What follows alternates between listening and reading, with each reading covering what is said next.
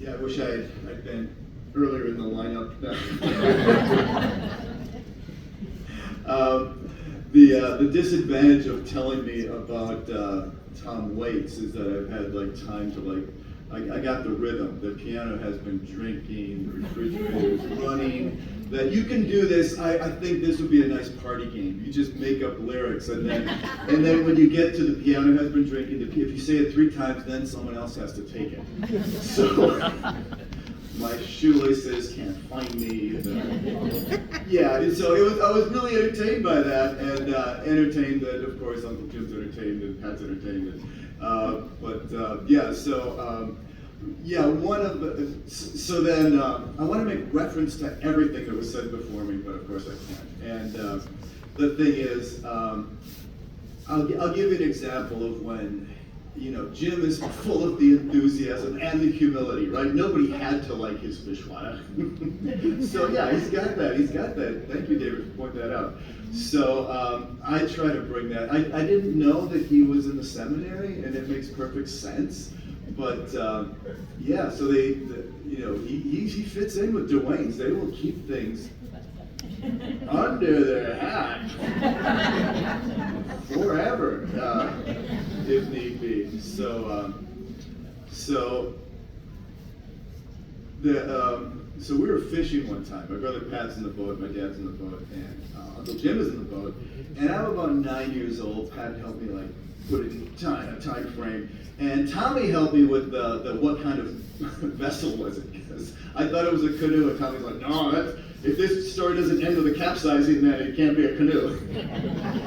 So, but maybe it was some other kind of boat. Anyway, we're out there fishing, and I'm getting ready, trying to cast and stuff. It's new to me. And then all of a sudden I hear from the back, Jimmy, do me a favor and don't move at all right now. It's my Uncle Jim talking, right? He's like, good, great, yeah, just stay frozen, and now turn your head until you can see me. So I had, of course, the 3 treble hooks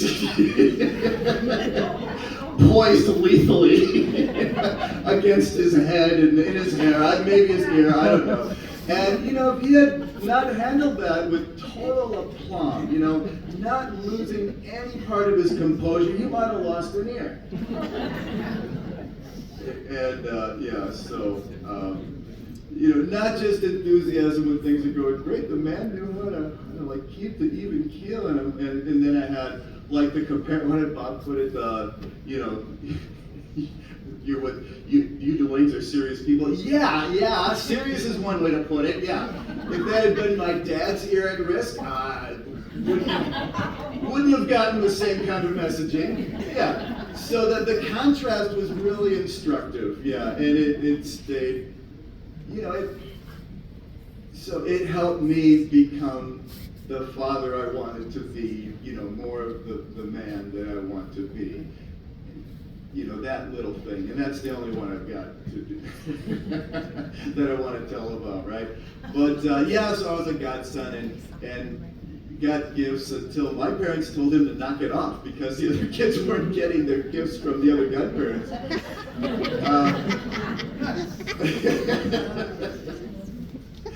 So that was fun. And then there's a song I want to sing, and maybe that's why I'm so late in the lineup here, but I didn't know the lyrics to Danny Boy. To me, Danny Boy, oh Danny Boy, it just seemed like maybe who are those guys, like Frank Sinatra, Danny Boy, we've got a little job for you, and it's illegal, but in an incidental way.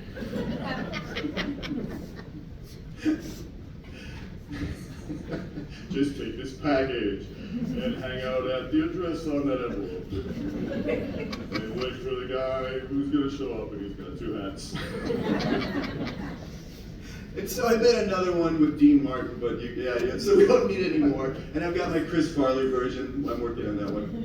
Anyway, so I didn't know, because that song hit me it just smarmy and slow. And there was one time I needed a tune for something. I said, Mom, is it, and I hummed it, is that the tune to Danny Boy? She said, oh, no, Danny Boy goes like this. So Danny Boy, and I'm like, stop. And so I actively avoided that song for some reason until about 2007 it came on PBS, and I listened to it, and it killed me, right?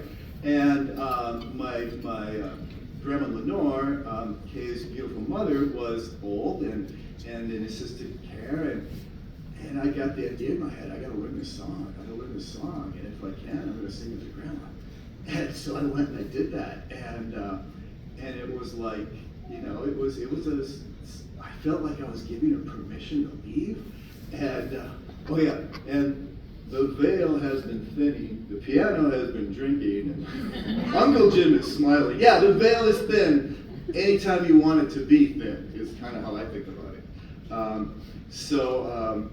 So yeah, it felt like I was giving her permission to go, I don't know, but then, and also like a promise, there's kind of a promise in that song, that, I wouldn't forget her and stuff, and that's how it was. And then she died a couple months later, it was like, wow, and she appeared to Tommy's wife in a dream, and she was dressed in traveling clothes and a hat, and goodbye, I have to go now. So, yeah, so the song is, you can figure it out, but let me tell you later. It's the eternal going out and coming back. It's the breath of the Almighty. This is what the Almighty sings as we emanate from and then back, and then there's nowhere to go. Once you're out, you're going to come back. And that's just how it is, and it's the destiny that we all have, and it's just completely natural, and Jim contributed greatly to everybody that it touched, and certainly me as well. So it goes like this: oh, Danny boy, the pipes are calling from glen to glen and down the mountainside. The summer's gone and all the flowers are dying. 'Tis you must go and I must bide. But come ye back when summer's in the meadow, and when the valley's hushed and white with snow. 'Tis I'll be here in sunshine or in shadow. Oh, Danny boy, I love you so. If you come back when all the flowers are dying, and I am dead, as dead I will maybe, then you must find the place where I am lying, and kneel and say an Ave there for me.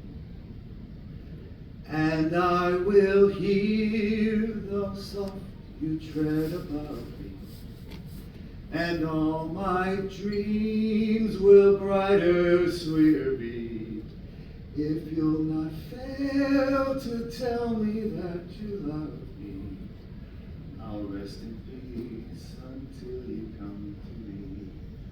I'll rest in peace until you come to me.